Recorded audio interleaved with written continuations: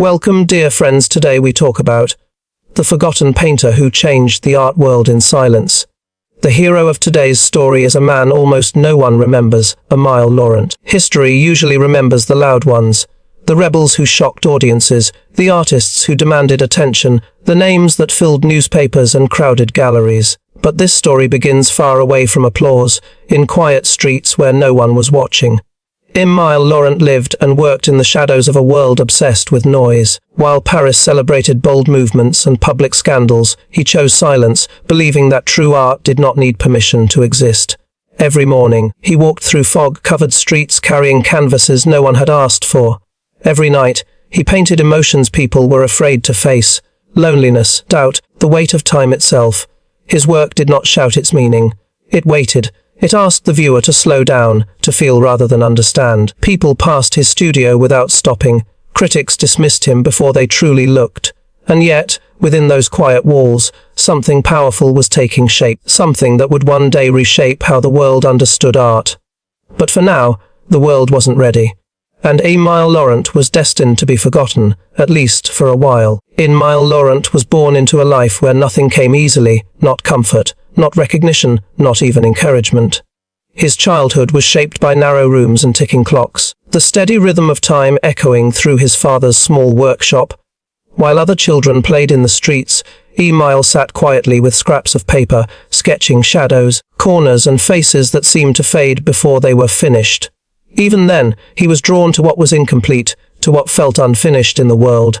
At art school, teachers quickly noticed his technical ability, but they were unsettled by his vision. He ignored strict rules of proportion and realism, choosing instead to bend forms and erase details others worked hard to perfect. Too strange, they said. Too unclear. But Emile believed that clarity killed emotion. He wanted his paintings to feel like memories, imperfect, fragile, and personal. As years passed, galleries showed little interest. Patrons wanted bold statements and easy meanings, not quiet questions. So Emile survived on small, forgettable jobs, painting signs and repairing frames, saving his real energy for the work no one paid for. Alone in his studio, he painted for reasons even he struggled to explain, guided by a quiet conviction that one day, someone, somewhere, would understand. As Emile's work evolved, something in it began to disturb those few who encountered it. The figures in his paintings lost their faces, then their bodies, until only impressions remained, like emotions caught mid-breath. Colors softened into shadows, shapes floated without anchors. Viewers struggled to describe what they felt, only that the paintings seemed alive in an unsettling way, as if they were quietly observing the person standing before them. Emile himself became more withdrawn. He spoke less, slept less, and painted through the night as if afraid to stop. Neighbors heard scraping sounds long after midnight, the harsh rhythm of a knife pulling paint away from canvas. Sometimes he destroyed a piece moments after finishing it, staring at the ruined surface with a mixture of regret and relief. To him, failure felt safer than completion. In his private notebooks, he wrote of silence as a force, something heavier than sound. He believed the world was drowning in noise, and that art's purpose was to create a pause, a space where uncomfortable truths could surface. Loneliness, fear, time slipping away. These were not subjects he chose, but realities he felt compelled to capture. His paintings were not meant to please. They were meant to endure, waiting for a future audience willing to listen. The rejection came folded neatly inside an official envelope, its tone polite, almost kind, which somehow made it worse. A single sentence dismissed years of work, reducing his vision to something incomplete, something lacking. Emile read it again and again, as if the words might change if he stared long enough. They did not.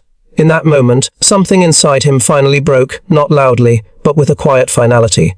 That night, he gathered his canvases one by one. Paintings that had consumed months of his life were carried into the cold darkness outside. The fire started small, then grew hungry, curling the edges of the canvas and turning colors into blackened memories.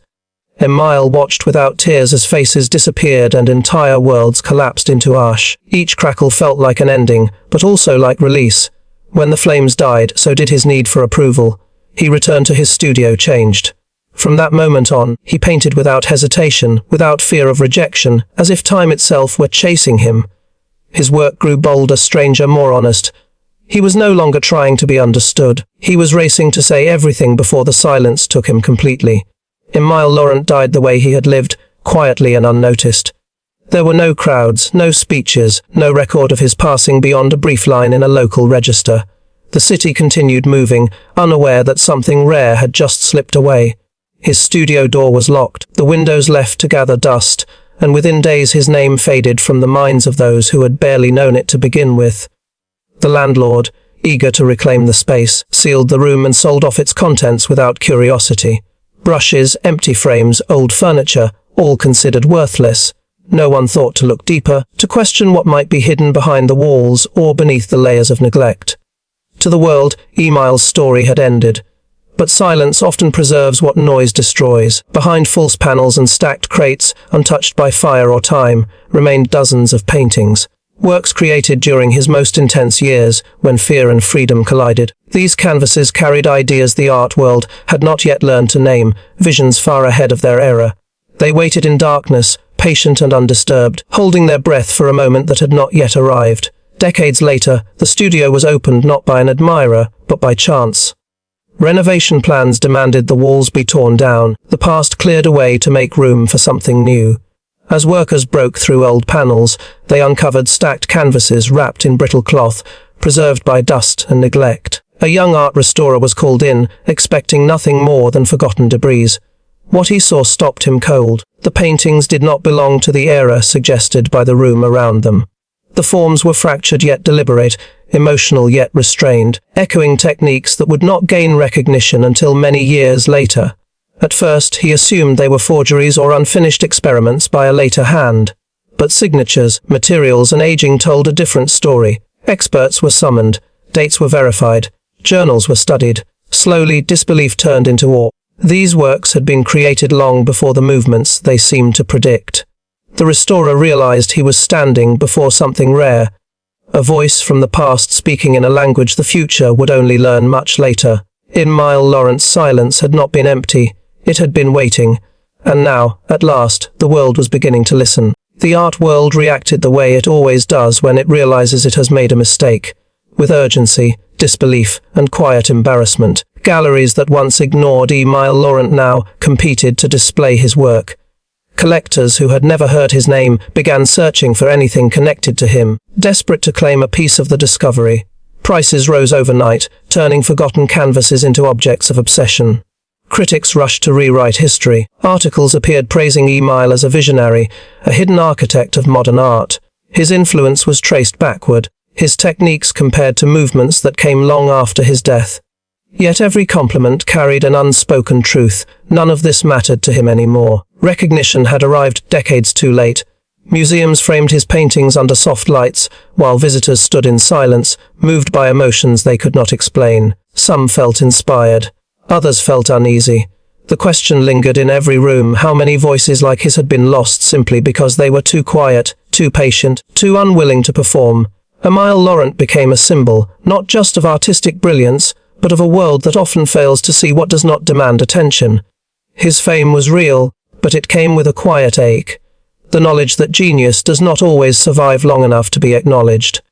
Today, Emile Laurent's work is studied, revered, and displayed in museums around the world. Scholars dissect his brushstrokes, tracing the invisible threads that connect his paintings to movements that emerged decades later. Modern artists cite him as an inspiration, marveling at the courage it took to create without expectation, to follow a vision the world was not yet ready to see. His legacy is no longer hidden, yet the man himself remains absent, a ghost in every gallery hall. Visitors pause before his canvases, drawn in by the strange balance of fragility and strength. They do not see Emile, and they never will, but they feel him, the quiet pulse of intention in every shadow, the deliberate emptiness that invites them to fill in the story themselves. His work teaches patience, empathy, and the strange power of restraint. It whispers that not all greatness demands recognition, that impact can exist long before the world notices. Even as art history corrects itself, Emile's silence lingers, a reminder that influence does not always come with applause. The paintings endure, timeless and enigmatic, speaking directly to the soul. And in their quiet, Emile Laurent continues to challenge every viewer to look deeper, to feel beyond understanding, and to recognize that sometimes the most profound voices are the ones that never shout. Some say Immanuel Laurent knew he would never witness the world's acknowledgement of his work. Others believe he painted for a future audience, for eyes that had yet to exist. His creations were not meant for immediate consumption, they were seeds planted in the soil of time, waiting for a world mature enough to understand them. Every brushstroke carried a quiet defiance, a refusal to bow to trends, critics, or fleeting fame. His journals, discovered long after his death, reveal glimpses of his inner life, a mixture of hope, fear, and relentless dedication. Among the careful handwriting is one line that stands out, almost like a prophecy. "They will hear me when silence becomes unbearable." It is a testament to his faith in the enduring power of art, a declaration that truth and beauty have a patience that outlives public opinion. Immanuel's silence was not emptiness, it was intention. Every destroyed painting, every neglected canvas, was part of a larger conversation with time itself. His work demanded patience from those who encountered it, asking them to listen rather than look, to feel rather than judge. And now, decades later, that moment has arrived. The world finally listens, and in the quiet, Immanuel Laurent speaks louder than ever. The story of Immanuel Laurent is more than a tale of art, it is a meditation on the power of quiet persistence. He reminds us that recognition is not the measure of value, and applause is not the benchmark for significance. Throughout his life, he worked in shadows, creating not for fame, not for fortune, but for the truth he could see and feel in his own mind. His canvases were vessels carrying emotion, memory, and ideas too complex for the world of his time to grasp. For those who create quietly today, Immanuel offers both solace and inspiration. Talent ignored is not talent lost. Work unseen is not work wasted. Sometimes the world is simply not ready to receive what you have to offer, but that does not diminish its importance. The patient, the persistent, the unyielding in their vision, they may go unnoticed for years, even decades, yet the impact of their dedication can ripple through time, reshaping the future in ways they could never witness. Immanuel Laurent's life teaches that silence is not surrender. It is a space for growth, for truth, for endurance. And when the world finally awakens, it is the quiet voices, the unseen hands, and the forgotten creators who often leave the deepest mark. His legacy whispers across time, urging us to create, to persist, and to trust in the unseen power of our own work.